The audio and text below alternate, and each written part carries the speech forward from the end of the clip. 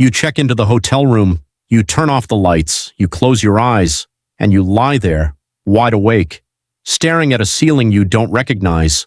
Your body is exhausted, your mind won't stop. You tell yourself it's the pillow, or the traffic outside, or the strange smell of unfamiliar detergent on the sheets. But the real answer is far stranger. Your brain isn't confused by the room, it's guarding you from it. And it has been doing this for longer than houses or hotels or even fire have existed. Think about the last time you slept somewhere new. A friend's couch, a campsite, a first night in a new apartment. Did you sleep worse? Almost everyone does. Scientists even have a name for it. They call it the first night effect.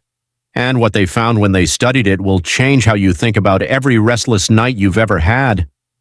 In 2016, a neuroscientist named Yuka Sasaki, working at Brown University, put people into a sleep lab for 2 nights in a row.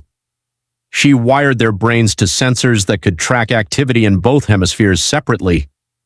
On the first night, something strange showed up. One half of the brain was sleeping normally.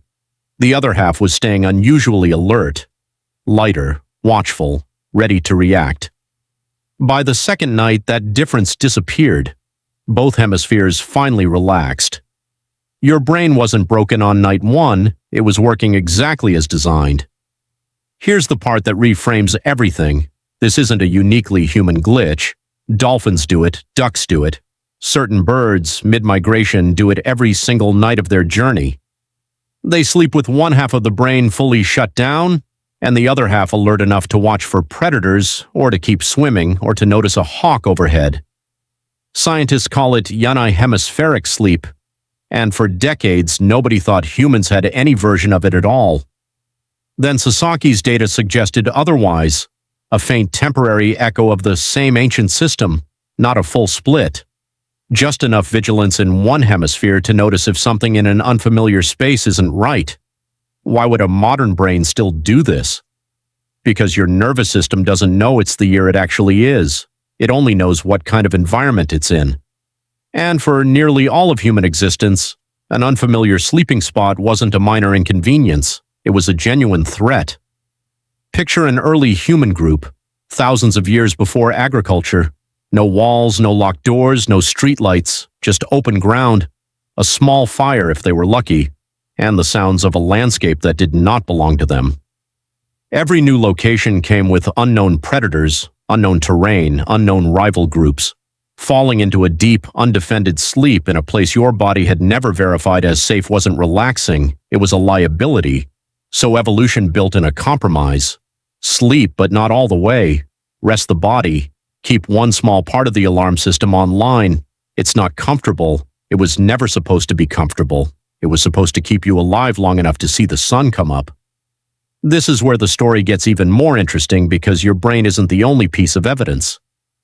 An anthropologist named Carol Worthman at Emory University spent years studying how people in traditional non-industrial societies actually sleep. Not in a lab, in real villages, real camps, real family groups. What she found challenges almost everything the modern world assumes about sleep. In most of these cultures, people don't sleep alone in silent, sealed-off rooms.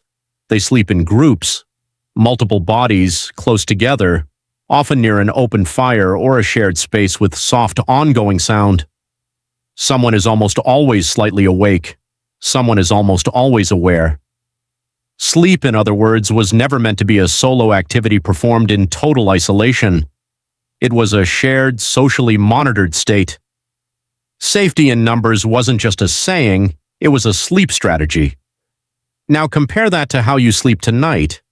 Alone in a sealed room in total silence, expecting your brain to fully surrender control the instant the lights go off.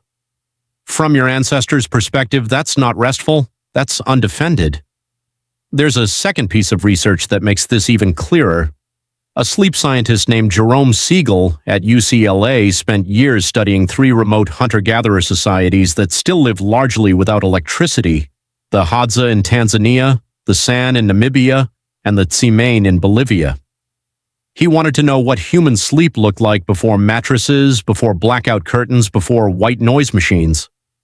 What he found surprised almost everyone.